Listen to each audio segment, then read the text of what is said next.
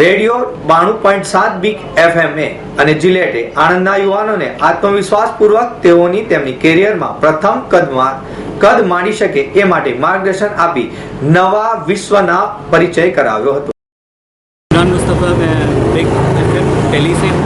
यहाँ पे हम एक करियर वर्कशॉप के लिए इंटरव्यू स्किल्स वर्कशॉप है. जिलेट जिसको सपोर्ट कर रहा है.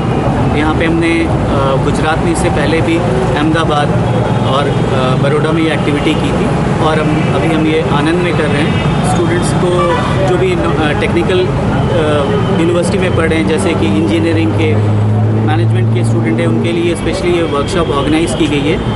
उसमें इंटरव्यू के बारे में बताया जाता है कि किस तरह से इंटरव्यू में अपीयर किया जाता है, इंटरव्यू में क्या क्या किस तरह का टायर होना चाहिए, ड्रेसिंग सेंस क्या होना चाहिए, ये सारी बातें बताई जा रही हैं इस वर्कशॉप में. साथ ही साथ हमने एक्सपर्ट भी दिल्ली से, स्पेशली एक एक्सपर्ट जो कि पूरे इंडिया में काफ़ी सारे बड़े बड़े कॉलेज में जाकर थे, उन्हें भी बुलाया है, मिस्टर भावेश को. જિલેટ વેક્ટર 3 બિગ દિશા કેમ્પેનનો હેતુ યુવાનોને તેમના આગવા કૌશલ્ય અને પ્રતિભાને ઓળખવા માટેનો છે, જે તેમના ભવિષ્યનો આધાર છે. 92.7 બિગ એફએમ જિલેટ સાથે મળીને કોલેજમાં અનેક સેમિનાર્સનું આયોજન પણ કર્યું હતું, જેમાં યુવાનોને તેમના કેરિયરના પ્રથમ ડગમુકતા માર્ગદર્શન મળી રહે તે માટે ખાસ આયોજન કર્યું હતું, જેમાં ઇન્ટરવ્યુ સ્કિલ ગ્રુમિંગ અંગે સ્પેશિયલ સેશ યુવાનો માટે યોજાયો હતો, જેમાં તેઓને ઇન્ટરવ્યુ કેવી રીતે આપવું તે માટેનું માર્ગદર્શન પણ આપવામાં આવ્યું હતું. ઇન્સ્ટિટ્યૂટ ઓફ કંપની સેક્રેટરી ના અમદાવાદ ચેપ્ટરે તેની નોલેજ ક્લિનિક સિરીઝના ભાગ તરીકે યોજાતી બેઠકના ભાગરૂપે કરવેરાના બદલાતા ચિત્ર અંગે સક્ષમતા તથા પ્રોફેશનલ અનુભવ હાંસલ કરવા યોજાયેલા 2 દિવસીય સેમિનારનું અમદાવાદ એરપોર્ટ નજીક આવેલા નારાયણી હાઇટ્સમાં સમાપન થયું હતું.